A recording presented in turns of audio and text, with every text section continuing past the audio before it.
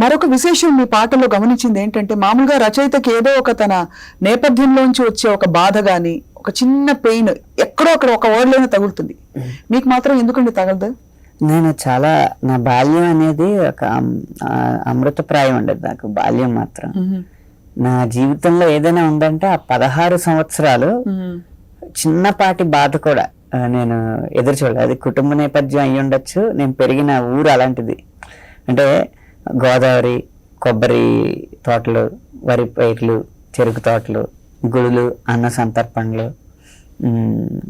కర్రా బిళ్ళలు, కబడ్డీలు, డొల్లు ముట్టుకునే ఆటలు, పరుగు పందాలు. వీటి మధ్య ఏంటంటే ఒక ప్రకృతి పరంగా కాలుష్యానికి దూరంగా ఉన్న బాల్యం, ప్రజల పరంగా అందరూ ప్రేమాప్యాయతలు పంచే ప్రజల మధ్య గడిచిన బాల్యం.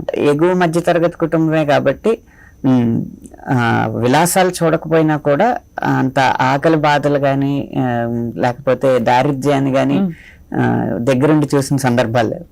ఇలాంటి బాల్యం ఎవరికైనా ఉందంటే ఇంకా అసలు ఆ జీవితమే ఒక అదృష్టం అండి, అది పూర్వజన్మల సుకృతం అన్నమాట.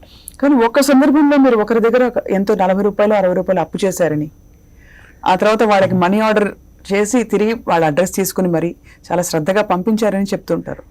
అంటే మీకు సగం ఇన్ఫర్మేషన్ కరెక్ట్ గా వచ్చింది, సగం ఇన్ఫర్మేషన్ కరెక్ట్ గా రాలేదు. అది దారిద్ర్యం వల్ల అప్పు చేయలేదు. అదే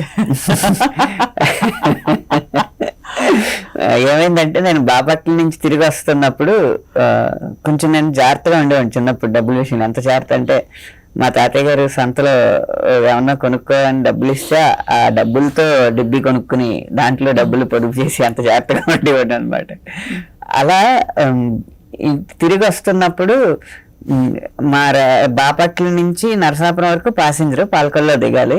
అక్కడ వరకు ప్యాసింజర్ కి ఇన్ని రూపాయలు అవుతుంది, అక్కడ నుంచి మా ఊరికి ఆటోకో లేకపోతే బస్సుకి ఇంత అవుతుందని లెక్కేసుకుని కరెక్ట్ గా అంతే జేబులో వేసుకుని వెళ్ళాను. కాకపోతే ఎక్కడ చోట రైలు గేట్ పడి ట్రాఫిక్ ఆగిపోవడం వల్ల నేను అనుకున్న టైంకి ట్రైన్ ఎక్కలేకపోయాను. సో 2 ట్రైన్లు మారాల్సి వచ్చింది అనమాట. అప్పుడు టికెట్ రేట్ ఎక్కువైంది. అదే విషయం. భీమవరం వచ్చేటప్పటికి ఆ టికెట్ రేట్ సరిపోయింది, ఆ భీమవరం నుంచి బస్సుకి వెళ్ళడానికి లేదు. అప్పుడు నాతో పాటు ప్రయాణించి కబుర్లు చెప్పిన అతనికి నా గోడు వెళ్ళగెక్కుంటే అతను 40 రూపాయలు ఇచ్చాడు. అతని అడ్రస్ రాసుకున్నాను. రాసుకున్న తర్వాత ఇంటికి వచ్చాక ఆ పుస్తకం మిస్ అయింది. ఇప్పటికి కూడా ఆయనకి ఆ డబ్బులు పంపలేదు.